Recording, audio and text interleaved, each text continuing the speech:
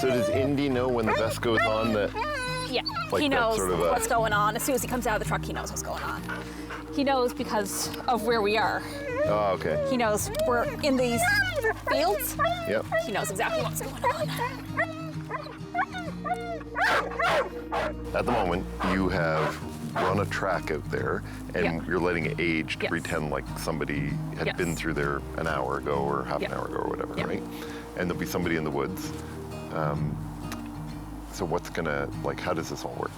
So the first thing I did before I started the track was I checked the wind direction, because I want to try to keep the wind at our back as much as possible, because when you're training your dog, you always want to set your dog up for success. Yeah. So part of that is the wind direction. So that's part of, like, the environment science part of. So why at the back? I would have thought you would want the wind coming towards you to blow the scent towards you.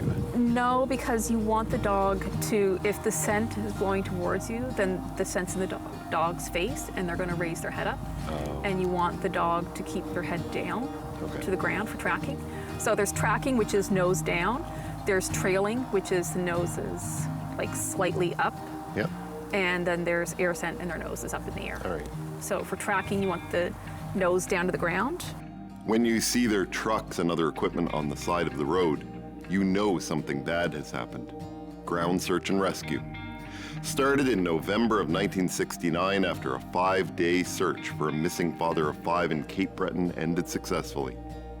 The organization now has 23 member teams across Nova Scotia and 1,200 members who work hand in hand with emergency measures organizations and law enforcement. Our main priority is looking for lost and missing people. But lately, within the past year and a half, we've been doing a lot of civil emergencies, like the fires and the floods and the hurricanes. We did Hurricane Fiona. Yeah. And you're all volunteers, right? All volunteer, yes.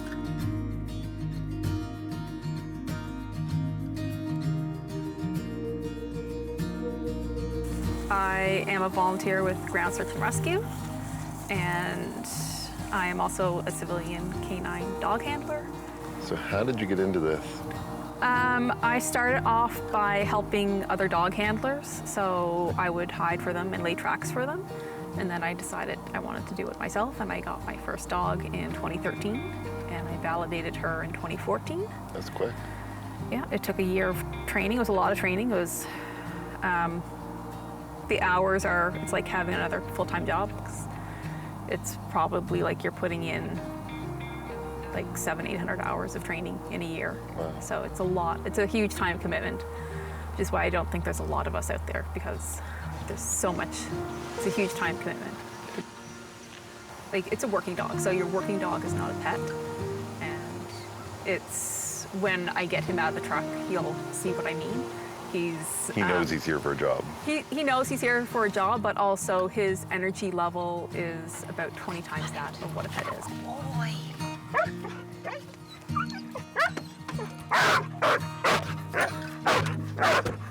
You got quite the bark, don't you? There's a dog involved in the team here today. Yeah. Are there many dogs involved? No, there aren't.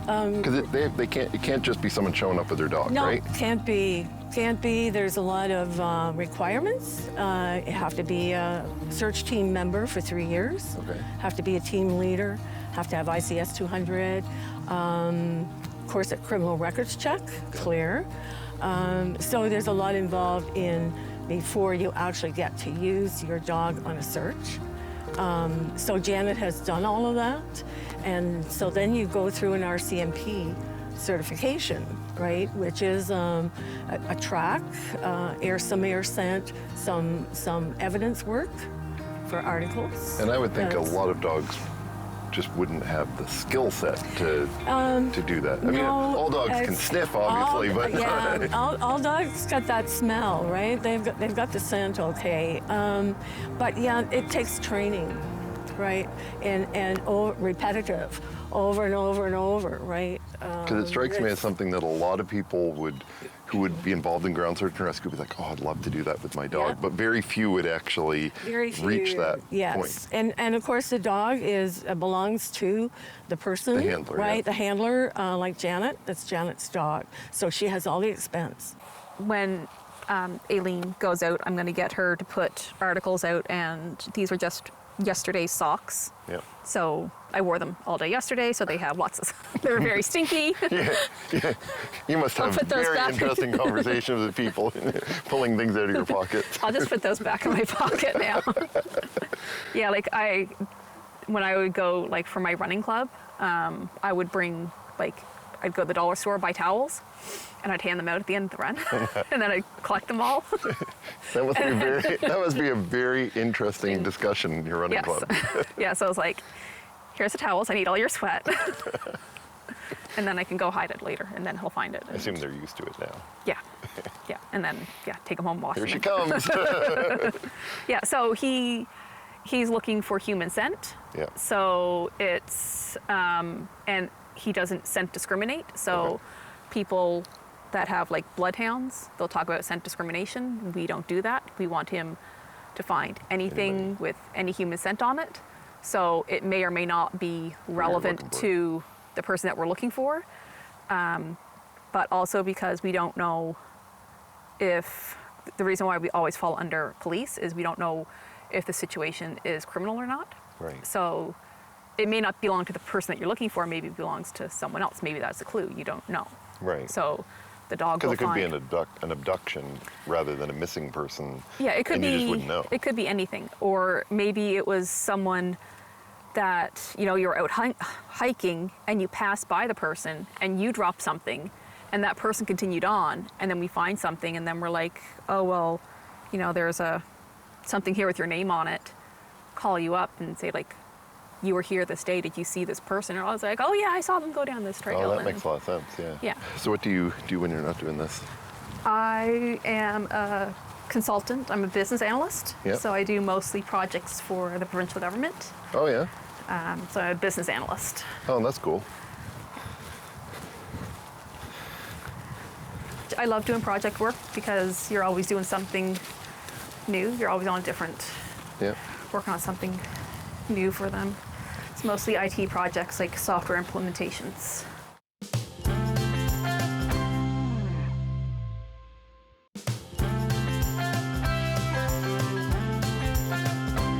Indeed, did the track. Did the got track, a toy. yes. So what Got a is, toy. but didn't find the person.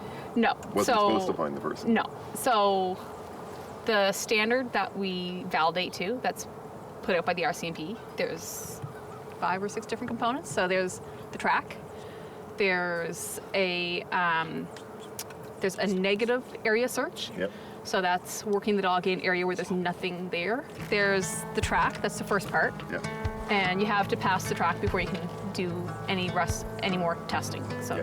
Okay. so, and that's to prove that if your dog comes across the track on a search, that the dog can track to a person. So there's that. Then there's a negative area search.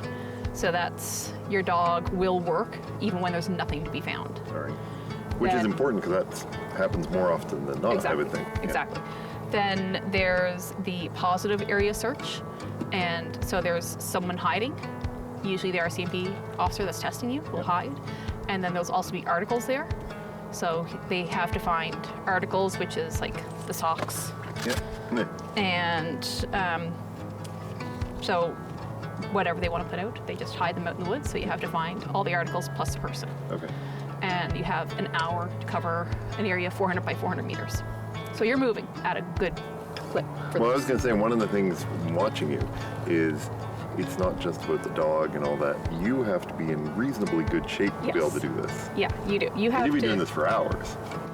Sometimes. Yes. So when I went to do my validation, we started at 1:30 in the afternoon, and we didn't finish testing until 10:30 at night. That's how long it took to do the test. It'd be exhausting. It was. I was tired. The dog was tired. Yeah. Yeah. So then you have to do a positive area search. Then we have to do obedience, which is just the dog, and then you have to do a group obedience. And I had to do it with the RCMP dog.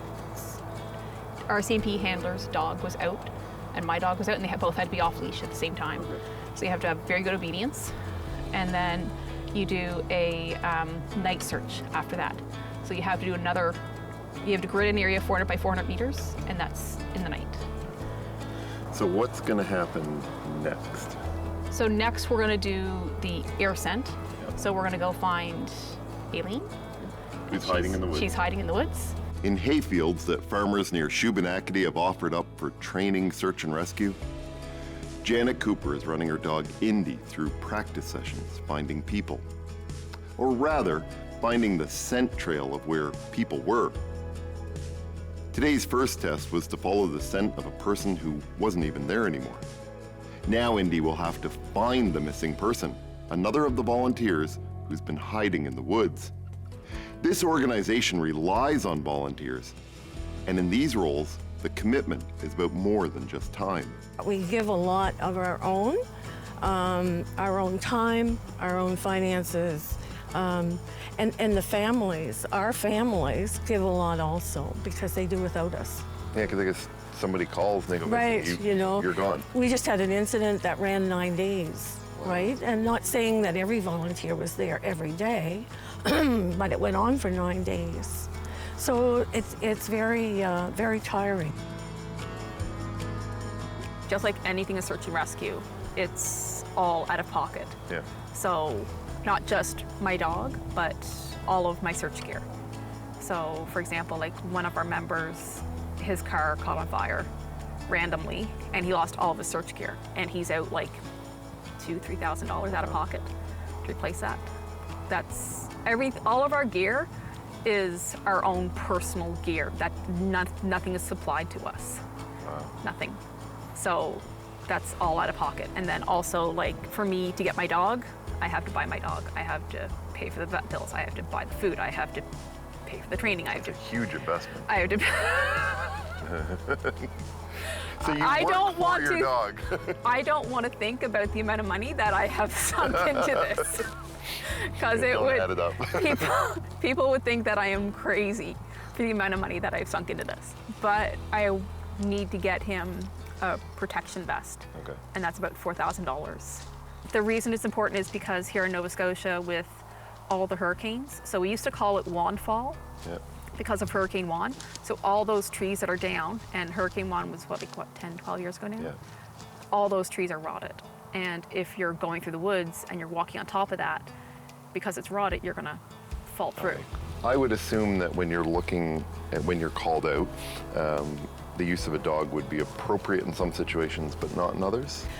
Sometimes, we would always try and use that resource. We try and use all the resources that we can get. I guess because time would be of the essence. Time, right? yes, time, and if we can get that dog in there first. But of course, that depends on the area, where the dog lives, compared to the search that's going on. And I guess how many people have already been in there, right? Right, that has a big effect on it too. And the RCMP also have their dogs. So sometimes they're already in there searching by the time the search team gets there.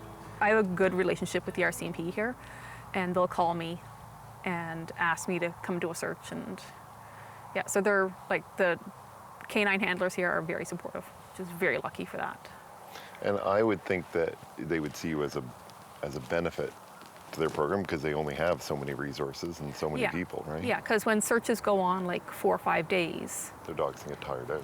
well, that, and plus they have like other responsibilities. So sometimes they have to leave a search for a missing person and then go look for like a bad guy that did whatever. You have to first of all like the outdoors, Yes, right? yeah. You have to love to be out in the And storms. be very comfortable outside. Be very comfortable and put up with the swamps and all that stuff. But it's I guess the satisfaction of saving someone's life, possibly, and bringing that loved one home to a family. That's the best feeling ever.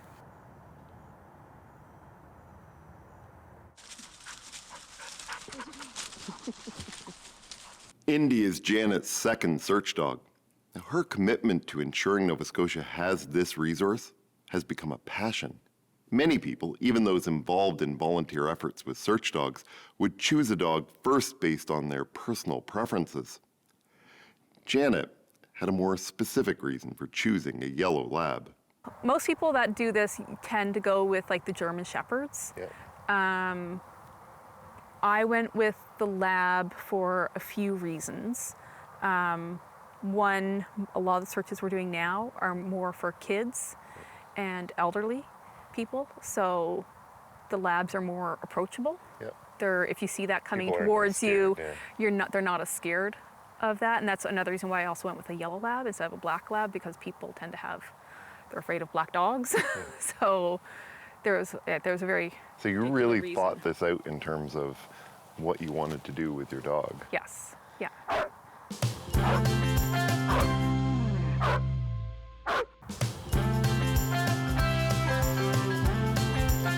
All right, so Indy found our missing person. He has found his person, and now we're playing. And now we're playing. But that's the reward, right? At the end of the game? It is all about the toy. Everything is about the toy. It's basically hide and seek and finding toys and playing. And now really hidden by the looks of things. That's But smart. this is good for him too, just so it search. keeps him looking and working and yeah. Now, one and of the engaged. things you noticed was there's not much wind in here. No. And so that makes it much harder, right? It does. You have to be much closer to the person to find them. So, because what's happening is, so us people, we constantly shed skin cells, hair. To us, like to dogs, we stink to high heaven. So it's all of those scents combined that they're smelling, and that's getting picked up by the air, like the wind, and it's carrying it in a certain direction. In the morning, with the when things start to heat up, the hot air starts to rise. It'll bring the scent up. Oh, okay. And then in the evening, as it cools down, the scent will start to settle down. So it's not so much of you don't have to think of it as much on the flat, but when you get into terrain where there's any hills or anything, then that would affect of, are you going to search at the top of the hill or at the bottom of the hill? Because if it's in the evening, the scent's going to be coming down, so you want to be searching towards the bottom of the hill, and then in the morning you'd be searching closer to the top of the hill because the scent's going to rise. I knew it was going to be a lot of training. I didn't realize how much it was until I got my own dog, because it's more than just coming out here to the fields and doing this type of training. There's a lot of socialization work that has to be done, and that's not, when I say socialization, it's not going to dog parks or walking around neighborhoods. It's like going into different environments so the dog is comfortable anywhere. So that it could be spooked or things. exactly. So it could be taking your dog up metal stairs. It's different surfaces. It's so it's more. People say socialization, but it's more like environmental training. It's getting them used to being on uneven surfaces, and because when you're called for a search, you don't know where you're going to end up, and your dog has to work through any situation. You can't. In any weather. In any weather, yeah. So it's not like you can say, well, my dog can't go over that because it's afraid. The tracking harness, so that's kind of full body, and then there's also like a chest plate, so that when he runs, the pressure is going into that like diamond shape on so it helps he can breathe easier. Okay. With it on. And he knows he wants that throw. It's gross. That's fine. Okay. He knows when he puts the tracking harness on that he's tracking, and he'll immediately, like when you saw him come out of the truck, you saw his head go down because he knows that's what he's doing. He knows like harness equals track, and then the collar that he has on now, because he has two collars on, the collar, he associates that to air scent. Okay. So he knows collar equals air scent, harness equals So it's almost like a training way to... It's association to them, yeah. So they know.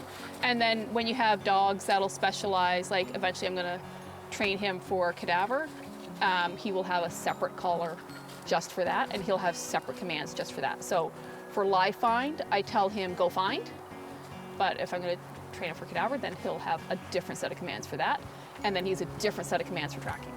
You probably couldn't get much further from computer studies Than this. than this. Yeah, but it gets me out from behind a desk and into the woods, and you're an outdoors person at heart. And it's nice being out here. It's a beautiful day. It is a beautiful day. a beautiful but day to I'm be out sure that it strikes me though that when you're searching for people, people don't always go missing on beautiful days. It's often on the worst possible days weather-wise that they go missing. It is. And often, like oftentimes they'll call the police. The police will go first, and then sometimes fire will go in, and then when it gets rainy and crappy and cold and snowing and no one else wants to be out there, That's when they call you guys in. that's when they call us in. Good. You're kind of like the mailman of search and rescue, right? Like Yeah. through sleet, through snow, whatever. Yeah, and a lot of people think that with the dog that I have like the best taskings and it's easy and all I have to do is follow the dog, and Aileen is cringing. But often the taskings with the dogs are the hardest. And the last search that we had, I go on to command, I'm like, so who do you have to send with me? And they're like, and they come out and they're like, they have this like evil grin on their face when they pull people in to go with me, because It's fast. it's fast and it's hard and you're going through really crappy woods. You felt that it was valuable. Yeah. Yeah, if I wasn't going to do this again, I didn't know who else would, and I didn't want to see the program disappear in the province. So I'm the only one validated in Nova Scotia. Actually, I'm the only one validated to our current standard in Canada. Wow. So no one else is validated to this yet. This must also be heartbreaking at times, too. Oh my heavens, very, very heartbreaking. Yeah, very heartbreaking. You know, we've had some incidents lately that have really been hard on the searchers. It has. It's not like the movies, and it's not like TV. Yeah, it's very different from that because everyone takes a has. lot more time. It's not just the time, but it's how people think the dogs work versus how they actually work. So there was a movie that my mom was watching last night, and I couldn't watch it because it was I was getting annoyed with just the inaccuracies of, because I understand there's the stereotypes of out there. So it's not like Old Yeller with Timmy down the well. That's a good analogy. Yeah, so it's, they don't realize that you have to do the track, which is a lot of work, and then how air scent works is it's half art, half science. So being able to read your dog is an art form, but then the science comes into it of the environment and the geography of where you are.